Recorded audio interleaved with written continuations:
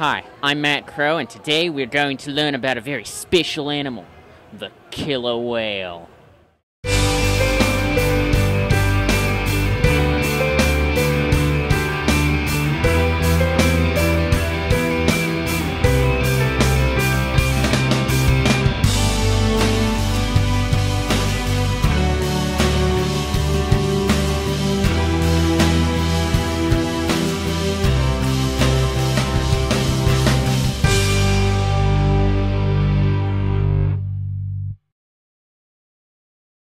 Today we'll be traveling under the water to learn about one of nature's top predators.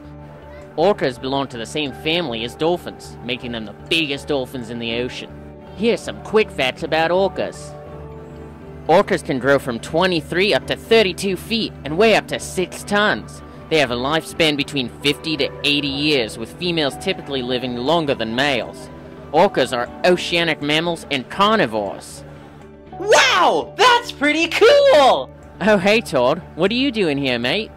Well, I'm here in a submarine about to take a dive and explore the ocean! Well, be sure to tell us when you see any orcas. You got it! First, let's take a look at an orca's anatomy. Orcas are typically black on top and white on their belly. This is very useful for their hunting since this acts as a camouflage. How is that? Well, when an animal looks up, they see the white side of the whale, which blends with the sun shining on the ocean. And when an animal looks down, they see the black side, which blends with the darkness of the ocean floor. I bet that comes in handy! It sure does, since orcas prefer stealth and ambush attacks. They also have a large dorsal fin, which can reach up to 6 feet. That's as big as a person! Yeah, but seeing as how orcas can grow to be the size of a bus, it's not too unusual. Each orca has a tail called a fluke, which helps it swim up to speeds of 30 miles per hour. They also have a thick layer of fat called blubber, which keeps them warm in harsh weather. Hey! I think I see some orcas! Wow! There's so many of them! Well, that's because a family of orcas, called a pod, can be made up to 40 individuals. Pods of orcas are very social animals. There are many different types of pods, but the 3 most commonly known are resident, offshore, and transient. The difference between these has mainly to do with diet and location. Resident pods tend to eat fish and be medium-sized. They are seen in the coastal waters off the northeast Pacific. Transient pods are smaller and tend to be made up of 6 family members. They tend to almost exclusively eat marine mammals. Offshore pods tend to eat fish, but will also eat marine mammals. They are the largest of the pods, with members sometimes reaching up to a number of 100. These offshore pods tend to stay mostly out in open waters. Even though orcas live all around the world, they live most commonly in Arctic and Antarctic waters. Even though orcas can range in what food they hunt, they still stick to the same diet. Orcas can hunt anything. From turtles, fish, sharks, seals and sea lion, dolphins, penguins, and even other whales. Orcas use sophisticated hunting techniques in order to bring down their prey. Their hunting techniques depend on what animal they're hunting.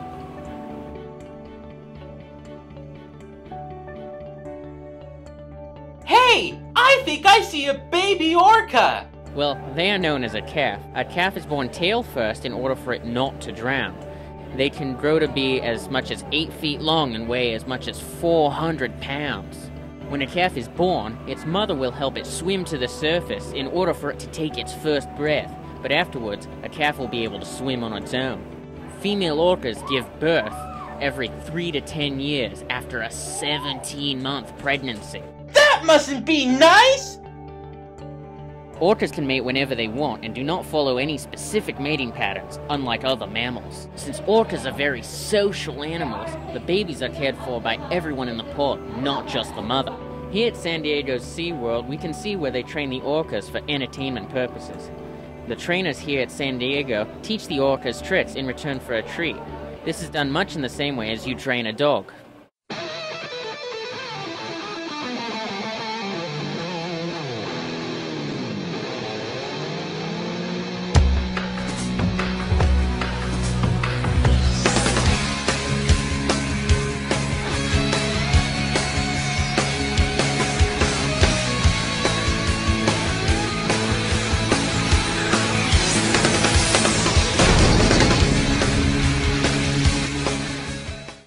Well, I'm here with SeaWorld educator Vanessa, and she's going to provide some excellent information about the orcas.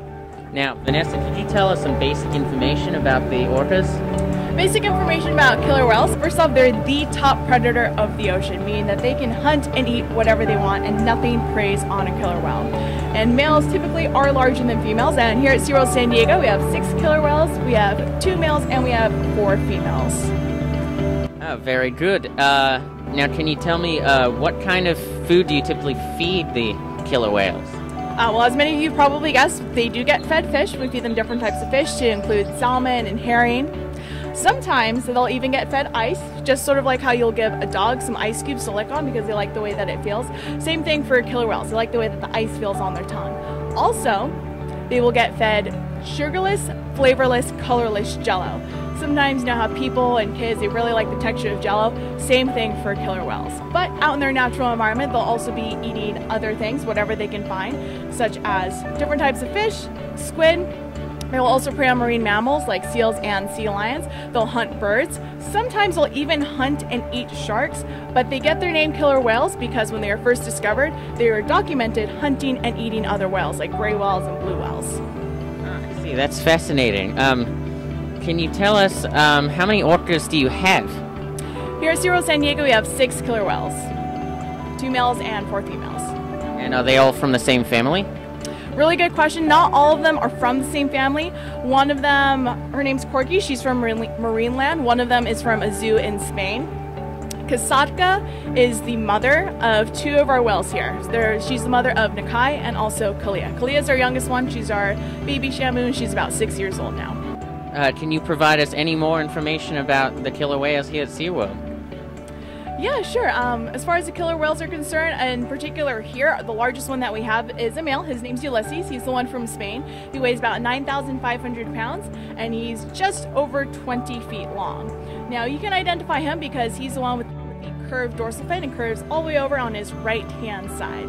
Now, I'm sure you're probably curious as to how they get that bent dorsal fin. So what are a few things that you've heard as far as the bent dorsal fin is concerned? As far as the dorsal fin's concerned, I've always thought that they just go straight up. Why do they curve that way? Very good question. So first off, dorsal fins don't have any bone in them. They don't even have cartilage in them. It's made up of fibrous connective tissue. So what scientists believe is that it's a genetic trait and it's more common in males than it is in females. So for example, Ulysses, he has a curved dorsal fin, and if you take a look at his tail flukes, his left fluke and his right fluke, they also curve in. Now, the second reason that scientists think that some killer whales have bent or curved dorsal fins, or floppy dorsal fins that lean over to the side, has to do with where they swim. If they spend a lot of time near the surface of the ocean water, you get more gravity and you also get more sunlight and heat. But pretty much it's going to be a genetic trait that's more common in males than it is in females, very similar to color blindness among humans, and it happens in a zoological environment. It'll also happen out in their natural environment. Ah, very good. Great. And we'd like to thank our friend Vanessa here, SeaWorld educator, and back to you, Todd. Wow! I feel like I know a little bit more about killer whales now! Throughout the media, orcas has often been misunderstood and given a bad name. Just like sharks, they are often represented as man-eating killers. We have seen this in media such as Michael Anderson's 1977 film, Orca. What in hell are you? Man and orca. This is one of the reasons for their name, the killer whale. Even though orcas are hunters and vicious carnivores, they are also very peaceful creatures. That is all the time we have today, but join us next time on Wild Encounters.